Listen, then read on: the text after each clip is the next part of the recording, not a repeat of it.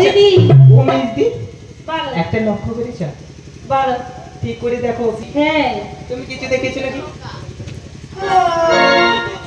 আরে কি মাথার কাছে ঘুমি এলো না কি রে? ও দিদি হ্যাঁ বলো। আমার কি হচ্ছে জানো তো? কি হচ্ছে বলছি শোনো। ধরো ধরো দিদি আমায় ধরো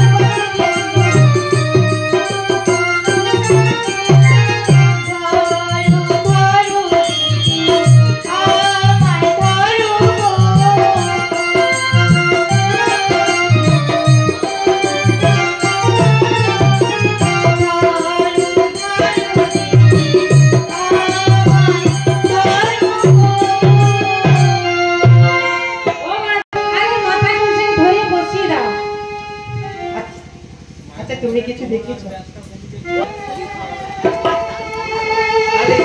ও দিদি কটুয়ালকে দেখে বলছো? হ্যাঁ বলি ও কটুয়াল আমাকে ডাকুছি রানীমা। হ্যাঁ গো কি বলবে বলো রানীমা বলো। আরে কাছে তো এসো বলবো। বলো রানীমা কি বলবে বলো। ও কটুয়াল তোমার কেন ডেকেছি জানো? কি বলো তো? আমাদের যে রাজবাড়ির কুলসনী মাসি আছে না? ও আচ্ছা রাজবাড়ির কুলসনী মাসি। হ্যাঁ গো কি বলতে হবে বলো। তাকে একবার ডেকে আনতে হবে। তাহলে শোনো তোমার কথা মতো আমি সেই কুলসনী মাসিকে ডাকতে যাচ্ছি। তাই যাও তবে আমি যাচ্ছি রানীমা। তাই যাও তাড়াতাড়ি ফিরে আসবে। তাহলে আমরা বিমলের কাছে যাই। তাই চলো দিদি। তাই তো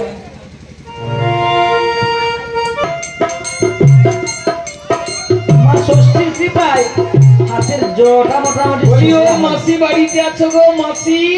বলো তো ঘর ভিতরে কি সব? বলি ও মাসি বলি কে গো কে এসেছো গো? আগো তোমার ঘরে দরজায় আমি রয়েছি গো। আগে দরজাটা খোলো দেখতে পাবে কে এসেছি।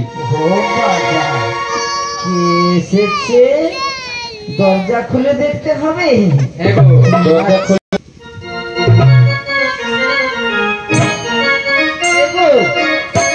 আমি কি বলছি শোনো তো? বলো দেখি আস্তে। আমি ভাবছি যে মাসিকে ডাকলে সাড়া দেয় না। সাড়া বলতে বাপু মা ষষ্ঠীর কৃপায় আমার হাতে জল মঠে শুকলা হয়। ঠিক আছে ঠিক আছে। গিয়েছিলাম রায়াপাড়া সারা রাস্তা আমার রুজ করা। গিয়েছিল রানাপাড়া? রানাপাড়া মানে কি বলবো ঘুমে তো জড়ো সড়ো। আচ্ছা আচ্ছা এই জন্য রানাপাড়া হয়ে যাচ্ছে আর কি। শোনো মাসি আচ্ছা হোক।